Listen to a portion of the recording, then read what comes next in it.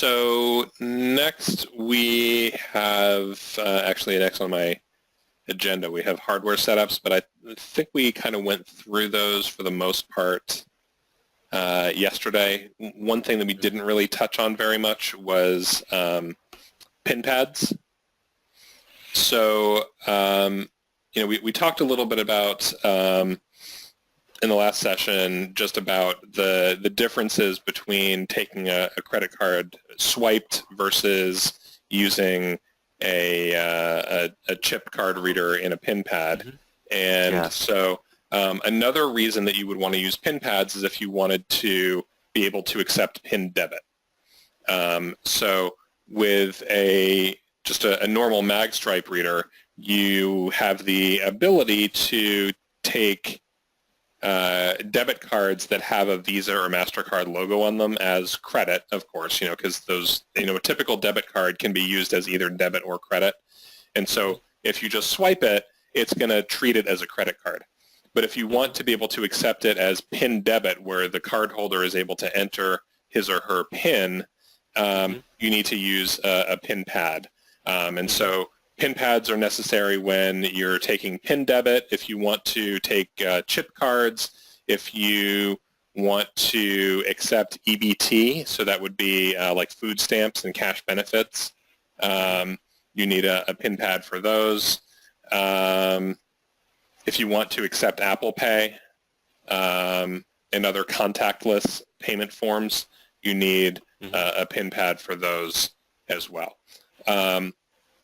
So the PIN pad is actually set up using ChargeLogic payment setups, and I just wanted to sort of show you where those are and how it works, just so that you can at least have seen it. So if we go to the, let's see, administration, sales and marketing, EFT, terminal. So if we look at our ChargeLogic Payments terminal card, there's a new Navigate item on here called Payment Devices. And if you open that up, it lists a sort of a selection of possible payment devices. And so right now we only have two options, Verifone Point and Accela STX. So Verifone Point is the Verifone pin pad that we support. So Verifone Point is actually it's a service and a hardware device from Verifone. So it sort of pairs the two together. They call it payments as a service.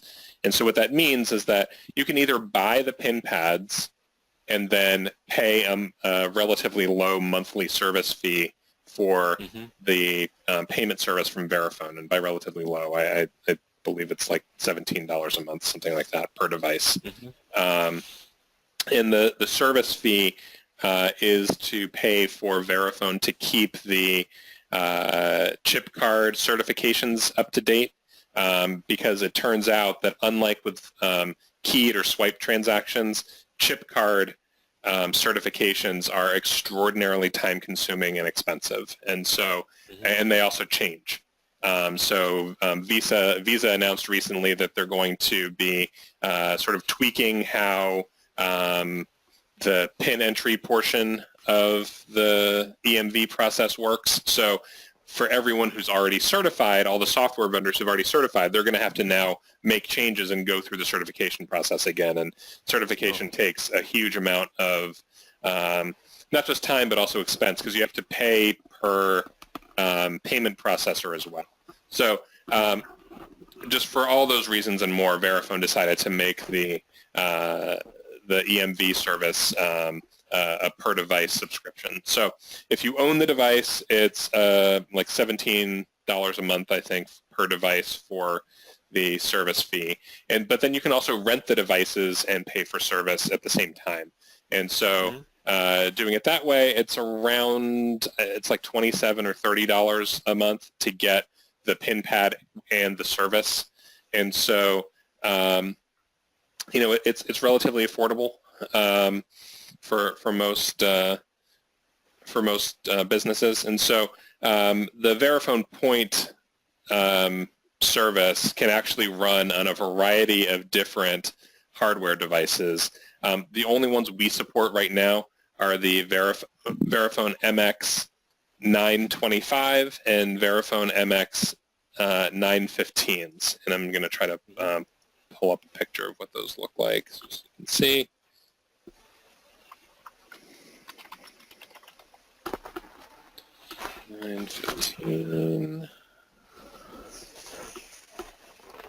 So these are the 915s. So, they're ones that you've probably seen, in stores just when you're out shopping. But, it's a nice device, has a, color screen and a pin pad, and does signature capture. And then the 925 is basically the same thing, just larger. So that's what this one looks like. I don't have a larger image of that. Let's see if I can.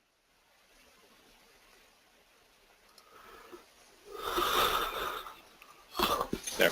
So the 925 is, like I said, basically the same thing, just a much larger screen. So the pin pad itself will actually show the items as they're being rung up. So if you're using a pin pad, you don't really need a line display or a pole display because the pin pad will be able to serve that purpose. When you're selecting these devices, you need to give a lot of lead time just because they're in very high demand right now. So and getting them is not necessarily that easy. So if you were doing a deployment and they needed pin pads, you'd want to give it like 2 to 3 months of lead time. So you want to try to get those devices towards the beginning of the project rather than closer to go live. Okay. So for the device type, you're going to select Verifone Point, and then for the device address, you put in the IP address of the device. So the way it works is those pin pads are actually going to be plugged into the network, and so they'll have their own IP address, which they can either be assigned a static address, or it can get an IP address from a DHCP server.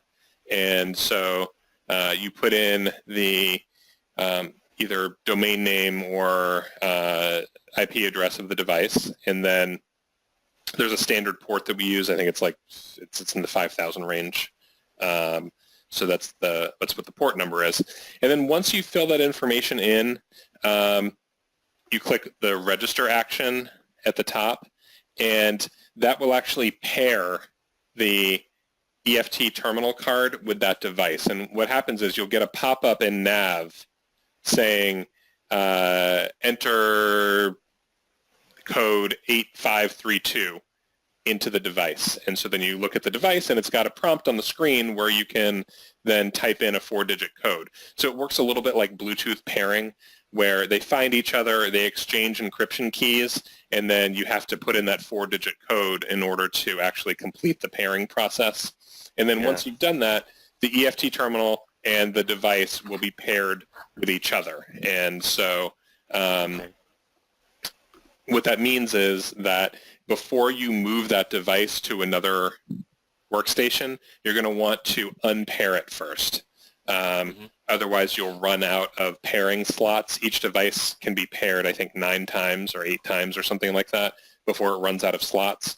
So, I'm sure you've encountered this sort of thing before with other processes, like in iTunes. You can only have a certain number of computers activated in iTunes. And so if you run out, you have to either unpair. Unpair the ones. Yeah, exactly. Yep. So it works the same way. So I just wanted to show you where that was, just so that you have the sort of experience of seeing how to do that. And